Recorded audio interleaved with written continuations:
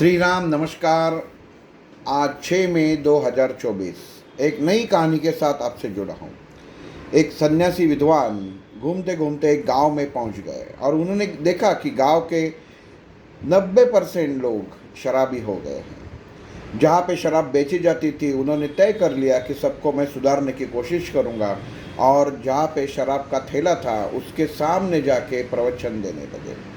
सबको कहने लगे, उन्होंने 2-3 जगह पूछताछ की कि कौन से गांव को ज़्यादा ज़रूरत हो। ये गांव का सबने बता दिया कि ये गांव में बहुत शराबी है और एक दूसरे के प्रति उनको गुस्सा है। तो उसी वक्त सन्यासी जी ने तय किया था। आने के बाद उन्होंने 2-4 लोगों को पूछा कि तुम क्यों शराब पीते हो।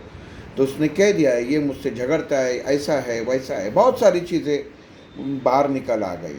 सन्यासी महाराज ने कर दिया कि अगर गुस्से का जवाब आप गुस्से से दोगे तो गुस्सा कभी और मिटेगा ही नहीं और प्यार कभी बढ़ेगा नहीं। आप लोगों के बीच में जो झगड़े चल रहे हैं वो झगड़े का कोई भी महत्व नहीं है। केवल आप एक दूसरे को समझ लो। अगर जिस दिन आप एक दूसरे को समझ लेंगे, आप सब लोग आनंद से रहना शुरू करेंगे और आपको ये शराब की आदत छूटने में देर नहीं लगेगी। बस ये सन्यासी की बातें सुन के एक वहाँ से एक शराबी बैठा हुआ था, वो गुस्से से हो गया और सन्यासी जी के पास आ गया और बोला कि क्या बोल रहे हैं आप, आपको कुछ समझ में आता है? आपके जैसा पाखंडी मैंने नहीं देखा, कुछ भी बोलते रहते हो। कि बोलते कि कीचड़ से कीचड़ साफ नहीं किया जाता, कीचड़ को साफ करने के लिए दूसरी चीज़ की आवश्यकता होती है। वैसे ही हर इंसान को दूसरे का दुख समझने के लिए हमें दुखी नहीं, हमें सुखी आनंदी होके वो नज़रिया से देखना चाहिए। बस वो दारूबाज इंसान और भड़क गया और बोले कि आप कुछ भी यहाँ पे बकबक मत करो, यहाँ से चले जाओ। तो बस वो सन्यासी कुछ ज़्यादा चिढ़े नहीं, क्योंकि उनका स्वभाव था आनंद रहना है। तो उन्होंने वो आदमी को बोला कि मैं आपको एक ही सवाल पूछता हूँ, अगर उसका जवाब आप देंगे तो मैं यहाँ से चला जाऊँगा। इंसान पूछता है, पाखंडी पूछ, क्या पूछना चाहता है? तो वो सन्यासी पूछते हैं कि अगर आप मुझे 2 रोटी देना चाहते हैं और वो रोटी नहीं देने से मैंने इनकार कर लिया तो क्या होगा? तो वो आदमी जो शराबी था उसने बोला कि क्या बात करते, हंसते हंसते बोला आप पागल ही हो। अगर मैं रोटी दे रहा हूँ, आप नहीं ले रहे, तो इतना आसान है कि वो रोटी मेरे पास ही रहेगी। तो बस महाशय यही बात है। आप जितने अपशब्द मेरे बारे में आप कह रहे हैं, मुझे गालियाँ दे रहे हैं, वो जो मैंने उसका स्वीकार ही नहीं किया तो वो किसके पास रहेंगे?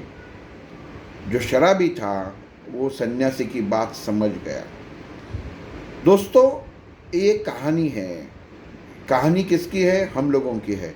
हम रोज़ ज़िंदगी में एक दूसरे से मिलते हैं, दोस्तों से मिलते हैं, व्यापार के लिए दूसरों से मिलते हैं, लेकिन मन में कुछ होते हुए भी हम लोग किसी से प्यार जताते नहीं है और खामोखाम गुस्सा करते बैठे। छोटी छोटी चाय पीने गए तो ठंडी है, मीठी है, शक्कर नहीं है। कोई अच्छा काम करता है तो इससे ज़्यादा मैं करता हूँ, ये वो हजारों बातें रहती है। कभी हम अपने मन को सुखी नहीं रखते। हमें हमेशा हमारा नज़रिया बदल देना बहुत ज़रूरी है। कोई अगर आपके पास आता है तो उसे समझ लो, उसको वो चीज़ हम लोगों को लेने की ज़रूरत नहीं है। अगर कोई आपको गाली देता है, आपको मालूम है कि आपकी गलती उसके अंदर नहीं है, तो आपको उल्टा उसको बोलने की ज़रूरत नहीं है। शायद 2 मिनट के बाद वो समझ जाएगा कि जिसे मैं गाली दे रहा हूँ, जिस वजह से दे रहा हूँ, वो असल में गलती मेरी खुद की है। बस ज़िंदगी में यही बात सिखाती है कि कोई भी चीज़ का, कोई भी बुरे चीज़ का रिफ्लेक्शन मत बनो। वो चीज़ अपने आप रिफ्लेक्ट हो जाती है, वो सामने वाले को पता चल जाता है कि उसकी कहाँ गलती हो गई है। जैसे ये शराबी को पता चल गया सन्यासी के एक सवाल ने कि गलती कहाँ हो रही है। बाद में उसने अपने गांव वालों को बताया, गांव वाले सुधर गए और मान लीजिए कि 50% से ज़्यादा लोग सुधर गए। लेकिन एक आदमी सुधरता है तो आप मान लीजिए कि 10 आदमी सुधर जाएंगे। लेकिन एक बिगड़ता है तो मान लीजिए कि 10 आदमी बिगड़ता है, क्योंकि एक सड़ा हुआ आम पूरे आम की टोकरी को खराब कर देता है। वैसा एक अच्छा विचार 10 गलत विचारों को मिटा देता है। बस यही थी आज की कहानी। सबका दिन शुभ हो। कल एक नई कहानी के साथ मिलेंगे। जय श्री राम।